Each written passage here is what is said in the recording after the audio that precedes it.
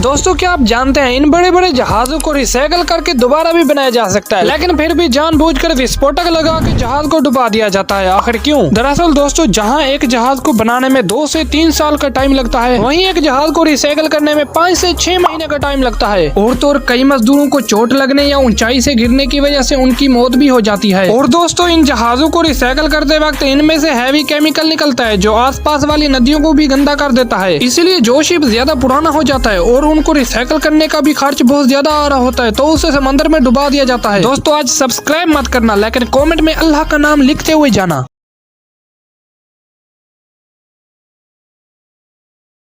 दोस्तों क्या आप जानते हैं समंदर में चलते हुए जहाज पर हजारों लोगों के लिए पीने और नहाने का पानी कहां से आता है? क्योंकि समंदर का पानी पीना तो दूर इंसान के नहाने के लिए भी खतरनाक साबित हो सकता है। दोस्तों जैसा कि आप सबको पता है एक मुल्क से दूसरे मुल्क तक सामान को एक्सपोर्ट करने के लिए शिप का इस्तेमाल किया जाता है और शिप में सामान को दूसरे मुल्क तक ले जाने के लिए कई महीने लग जाते हैं। और तो और समंदर में दूर दूर तक बिजली के खंभे या तार न होने की वजह से भी शिप में बिजली होती है। आखिर कैसे? तो दोस्तों समंदर के पानी को ही शिप में पीने के काबिल बना दिया जाता है, क्योंकि शिप में एक पावरफुल जनरेटर होता है जो पानी को फिल्टर कर देता है। और शिप में बिजली पैदा करने के लिए भी शिप के इंजन का इस्तेमाल किया जाता है, लेकिन इसके लिए करोड़ों लीटर तेल जल जाता है। वीडियो पसंद आई हो तो सब्सक्राइब करें। क्या आपको पता है बुर्ज खलीफा के टॉप पर एक ऐसी चीज लगी हुई है जो बुर्ज खलीफा को जलने और तबाह होने से बचाती है? पर आखिर क्या है वो चीज जो बुर्ज खलीफा को इतने सालों से बचाए रखा और इसके साथ साथ ये पूरे दुबई को भी सेफ रखती है? और क्या आपने कभी सोचा कि बुर्ज खलीफा के ऊपर अगर बिजली गिर जाए तो क्या होगा? दरअसल बुर्ज खलीफा के ऊपर तकरीबन 20 मरतबा बिजली गिर चुकी है, लेकिन बुर्ज खलीफा को इतना सा भी नुकसान नहीं हुआ, क्योंकि दोस्तों बुर्ज खलीफा के टॉप पर एक लाइट डिटेक्टर सेंसर लगा हुआ है। ये सेंसर ऑपोजिट चार्ज निकालकर बादलों में मौजूद बिजली को अपनी तरफ खींचता है और फिर पूरी की पूरी बिजली को बिल्डिंग में फैला देता है। ये एंटीना बाकी बिल्डिंग के मुकाबले बहुत ज्यादा ऊंचा है, जिसकी वजह से ये अपने आसपास वाले इलाकों की भी बिजली को अपनी तरफ खींच लेता है। In 2009, something remarkable took place. The Italian luxury design company Pierpaolo Lazzarini announced perhaps its most ambitious project to date.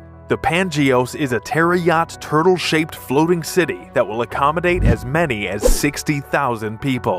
This giant project will feature malls, a rooftop garden, resorts, and international helicopter pads and ports. Unsurprisingly, the Italian designer chose Saudi Arabia as the country where this astounding project will be built.